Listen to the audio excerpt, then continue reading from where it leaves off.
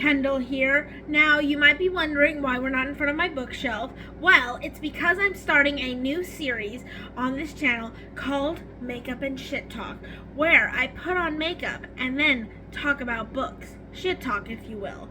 So, let's get started. Today, we're testing out the Il Makiage. I hope that's correct. This isn't sponsored. I bought this with my own money, but apparently it is supposed to match your skin tone perfectly. I took a quiz and they gave me this, and I'm really excited to try it out because I love testing products from ads on social media. It's kind of a hobby of mine. So let's get started. So today we're going to talk about Stephanie Myer. Now everyone knows a little bit, I guess, about Stephanie Myers and like what she's done and what she did and blah blah blah. Like, we all know her from Twilight. Now, before I talk about Stephanie Myer, I just want to ask a question. Do you hate her because she wrote Twilight, or because she wrote... Do you hate her because she wrote Twilight, and Twilight is a blight upon literacy, or do you hate her for being racist and sexist and homophobic? There's two reasons to hate her. And here's the thing. Is Stephanie Myer racist? Yes. Of course she is. Is Stephanie Myer sexist? Yes, also yes. And do I still like Twilight? Yes, also that. And I don't think Twilight is a very good book, mind you. I don't. But I firmly believe that you can enjoy a book and you can enjoy art even though the author is pretty shitty. Like, let's imagine, like, okay, you're just getting into Twilight. You bought Twilight for the first time, and you know that Stephanie Myer is a bad person. Well, that is a bad move. You know the author's a terrible person. You shouldn't buy from them. But if you like have nostalgia for Twilight, and this happened before all this stuff came out about Stephanie Myer or J.K. Rowling, this applies for J.K. Rowling too. Of like J.K. Rowling being transphobic, like, how can I like Harry Potter now? And stuff like that. I'm not that good at putting on makeup. I just like doing it. Anyways, so that's kind of my opinion on Stephanie Myer. But like, the thing is that like, if you buy a Harry Potter book and give J.K. Rowling money for that Harry Potter book, even though you know she's transphobic, I think that's bad. But if you liked Harry Potter as a kid,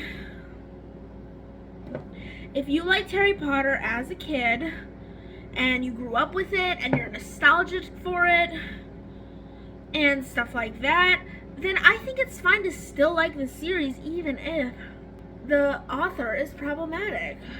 But anyways, like, that's just my opinion on the subject. Anyways, so Twilight. Now, here's the thing about Twilight. There are many reasons to hate Twilight. Is it racist? Is it sexist? Those kinds of things. There's also valid criticism of the book that you can make, and that is the structure of the story, the design of the characters. Like, the most interesting characters in Twilight are the side characters. And that's really annoying, because you'd want a book about them. Like, I'd love a book about Alice or Rosalie or any of them. Maybe not Jasper, but any of them. And I'd be very happy with that. But no, we don't get it. She releases a new book, and it's just the same events of Twilight, just told from Edward's perspective. The least interesting Cullen. But the thing is, like, Bella is not that bad. Like, does she have no personality? Yes. But, like, I would argue so does Alina from the Grisha trilogy, and so does Feyre from A Court of Thorns and Roses. They both have no personality, and they're super boring. I really think that, like, people who shit on Twilight should also shit on these books too, because I just feel like it's kind of a double standard. We just hate Twilight because, you know, like, but like we don't hate other books. That's the thing. A lot of books we loved in the late 2000s, early 2010s, they've never been able to hold up. So right now I'm just waiting for people to realize Sarah J. Maas isn't a good writer, and for everyone to cancel her online like they did with Stephanie Myer and J.K. Rowling, and kind of with Suzanne Collins. Alright, I think I'm good with the concealer. Let's go to eyeshadow. Which one should I use? I have so many palettes. I love collecting palettes. I got this one. I have this one. It has a mirror, and it's like a bunch of purples. The problem is my eyes are blue, so I can't wear any blue because that clashes. I don't know anything about makeup, but like, so I have a lot of reds, and this rainbow palette that I sometimes use. Anyways, I think, I don't know. I think I'm gonna go with the neutrals. Another problem with Twilight being a bad book is like the criticism of sexism. Like people love the Fast and the Furious franchise. And I watched the first movie, and never before in my life did I feel as objectified watching that movie as I did when, like, ever. I've never felt more objectified watching a movie. There's literally a scene in the first movie. There's so many. There's like 20 now. And there's a scene in the first movie where, you know, like, there's this girl on the beach minding her own business, and then she's doing a strip show for a bunch of guys. And I'm like, did the writers of Fast and Furious ever have seen, I don't know, like a woman in real life? Because I don't know about you all women, I've never done a strip show at a public shower on the beach with a wetsuit as I just have never done that. Maybe I'm wrong. Maybe I'm just crazy and I'm the one in the wrong. But whatever. So that's why I really like hate when people criticize Twilight and call it a blight upon literacy. I'd say Fast and the Furious is a blight upon movies being art and stuff like that. So there's also like another thing that we have to consider when criticizing Twilight. Like there's an inherent sexism that goes with criticizing it. And like, hey, I understand it's not a great book. The plot doesn't start until like, I'd say, not even 75, it's like 85% through the book, the plot starts. But here's the thing, it's really hard to have a plot in a romance novel. I know it's paranormal romance, but like, you ever see any romance novels, they don't do much but get together. That's what Twilight is doing. And no one shits on, well actually that's not true, a lot of people shit on romance books, but those people are bad and we can all universally agree on that. That's my point. I found it really funny rewatching a bunch of vampire media in the early 2000s because every single main male character of the cast of the main vampire always like tried to emulate Robert Pattinson in the Twilight movies. And it was like almost to a point where I'm like, wow, like that's kind of, what? Like you can't think of anything else, nothing, there's no thoughts, head empty. We're just gonna copy Twilight because that's what makes money. Yeah. Damn. I forgot to put on my Perfection concealer. It also came with this, with the foundation. And it also gave me a liquid liner, which I love liquid liners. This one's waterproof. I love things like this so much. Okay, so I've never been good at putting on eyeliner. Anyway, so I try to put on eyeliner and it never works, so just watch as I butcher this so badly. Alright, mascara time.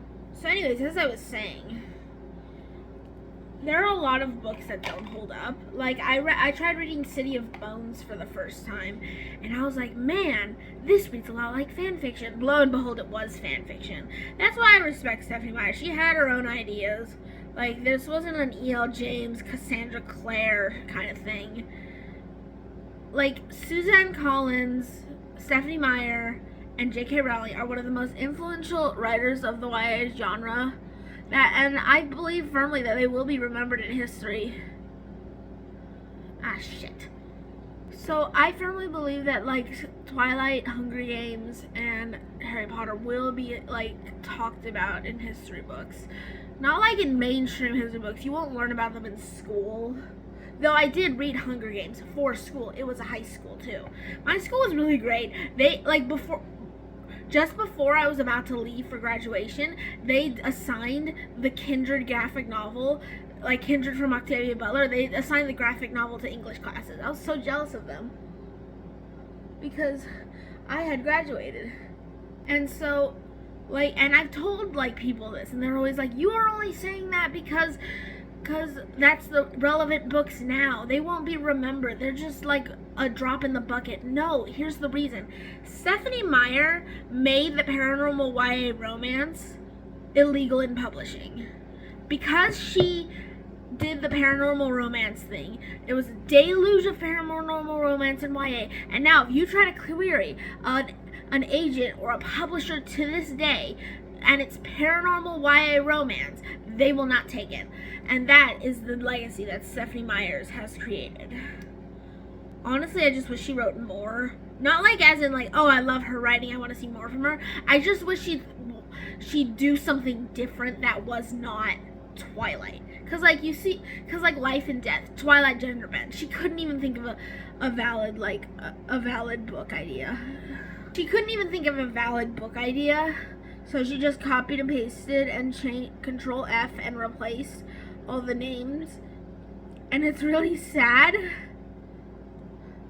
that girl, you could write anything you want and people will publish it. You have so many fans. Why can't you just write something different? I know, it's so simple. That's my biggest fear as an author, is writing a series that's so amazingly popular and then only being allowed to write in that series. I'll write different series. I'm writing a trilogy right now. I'm already sick of it. I can't deal. All I want to do is write something else, and I can't because I'm stuck in this trilogy. I am going to write other things, but that's not the point. So, I don't know. I just wish Stephanie Myer would write more. And I also wish Stephanie Myer was less problematic. She's a Mormon. She's Mormon. She's racist against Native American people. We all know the controversies. I'm not talking about that. But I just genuinely think that if she just wrote anything else, I would like her more. I love Twilight. It's one of my favorite books. It was my comfort read in my depression. Twilight is my biggest comfort read. It is the book that got me through my depression, and I will always love it for that. But Stephanie Myer is not a good person, and I know that. You know that.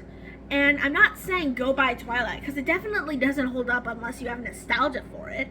And I'm not saying read Twilight. I'm just saying this is my opinion on Stephanie Myer and Twilight. And thank you guys for watching. I hope you liked the video. Make sure to like, comment, subscribe. Tell me what's your comfort read in your depressive times, because Twilight was mine and it really saved me. Books can save people. So drop them down in the comments and tell me which book saved you so I can read them. And I hope you have a good day. Goodbye.